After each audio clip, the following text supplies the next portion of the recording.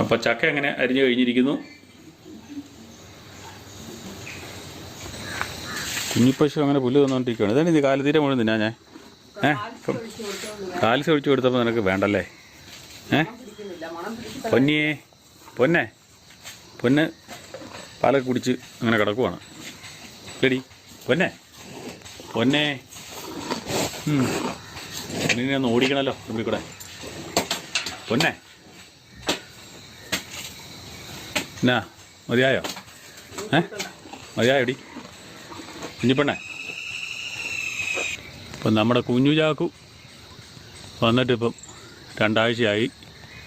ഇച്ചിരിയൊക്കെ മിനുങ്ങിയിട്ടുണ്ട്. മീനെണ്ണയൊക്കെ കൊടുക്കുന്നതുകൊണ്ട് ഇച്ചിരി മിനുക്കം വന്നിട്ടുണ്ട്. പക്ഷെ അവൻ്റെ കൂട് മാറിയുകൊണ്ട് അവനൊരു വിഷമമുണ്ട്.